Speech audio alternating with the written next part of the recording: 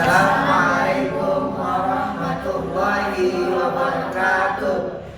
Kami kelas 6 Putra dari SDTK Cahaya Islam Papua akan melakukan wawancara.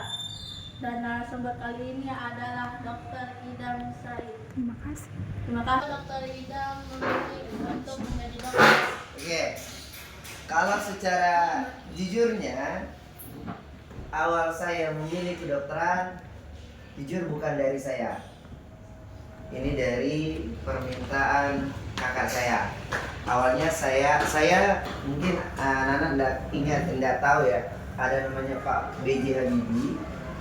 Saya favorit sama beliau, saya mengidolakan beliau cerdasnya minta ampun, Masya Allah. Saya ambil jurusan pertambangan ITB. Sebenarnya saya mau penerbangan, tapi bapak saya nggak izinkan karena beliau mengatakan ngapain penerbangan di Sorong nggak ada, di Papua ambil pertambangan. Saya ambil pertambangan ITB. Setelah itu saya nggak punya pilihan lain. Udah saya oper ke kakak saya yang paling tua, pertambangan kedua. Mereka mengatakan pilih kedokteran. Boleh dicontoh, boleh tidak. Saya hanya ingin memberitahukan kepada anak-anak bahwa pilihan kuliah bisa dipertimbangkan dengan pilihan orang tua. Ya. Siapa yang memotivasi Dokter Idam untuk menjadi dokter? Nah, baik, pertanyaan yang bagus nih. Nah, jadi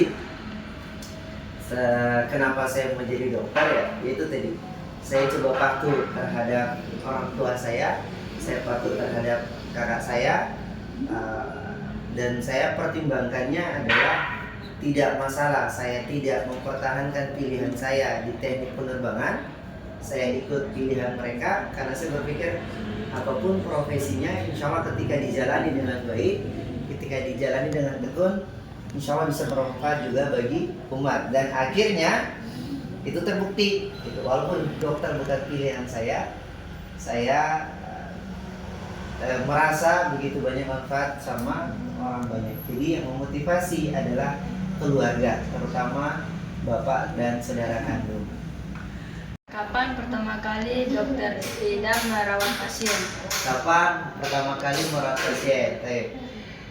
Kalau secara legalitas, namun di bawah pengasuhan itu pada saat selesai sarjana. Jadi gini, nah apapun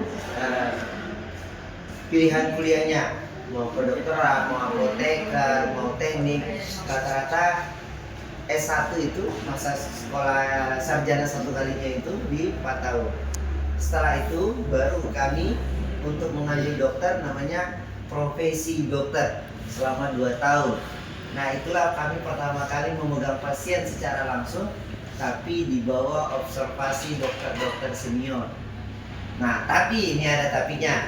Karena Dokter Idam memulai belajar untuk menjadi dokter. Baik.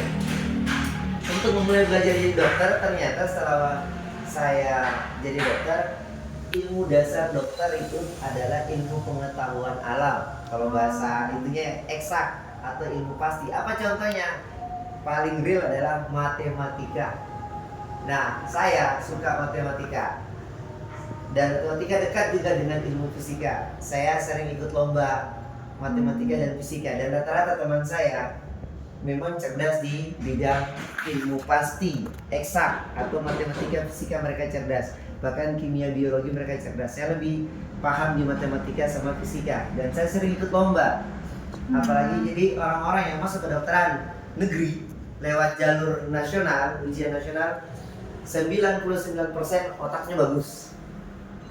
Nggak ada istilahnya malas-malas terus masuk kedokteran dengan cara ikut ujian nasional. Susah. Mungkin ada tapi susahnya minta ampun. Kami belajar. Saya sering ikut lomba. Jadi mulai kapan saya belajar? Mulai SD. Apa tantangan yang Dokter Idam hadapi selama menjadi dokter? Oke, tantangan Masya Allah banyak sekali. Kalau tantangan secara medisnya, bahwa itu profesi dokternya, pertama itu masih sama semua profesi ya. Di awal-awal tuh menerapkan ilmu tuh cukup ketar-ketir kita. Dalam artian ini benar tidak diagnosisnya, ini benar tidak terapinya. Diagnosis itu ini benar nggak nama penyakitnya.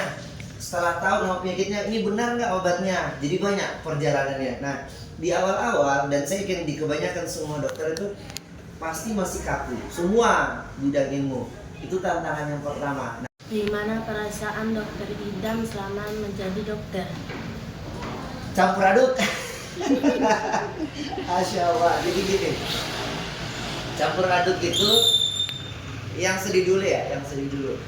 Saya pernah kerja di pedalaman, nggak ada listrik, nggak ada air, terus gelap ya, tinggal sendiri di rumah yang sudah lama nggak ditempati. Jadi tengah malam tuh banyak bunyi-bunyi, entah bunyi makhluk makhluk goib apa tidak, atau makhluk nyata misalnya ular dan lain sebagainya, itu susah ya.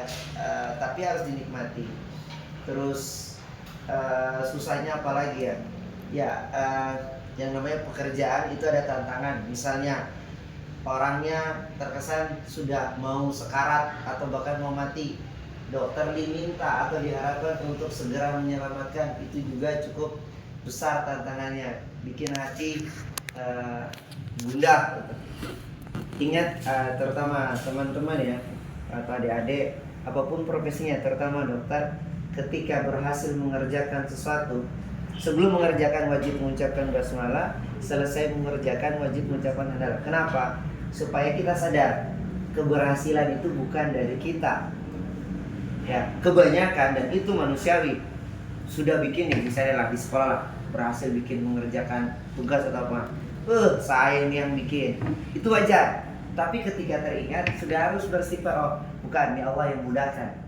Ini yang perlu saya ingatkan, semua profesi dimulakan dengan basmalah, diakhiri dengan alhamdulillah, supaya kita tahu apa yang kita kerjakan itu Allah yang bantu. Nah, Pesan Dokter Idam untuk masyarakat tentang cara menjaga kesehatan. satu, bangun ba'da subuh, tidak boleh tidur lagi.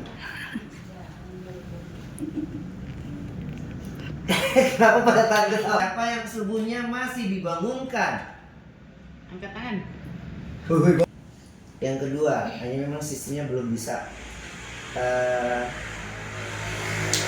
Idealnya ada tidur siang. Kapan tidur siang? Ba'da zuhur sampai sebelum asar. Berapa lama? 30 sampai 60 menit. Sebaiknya pendidikan kita, kurikulum kita belum bisa ke arah sana.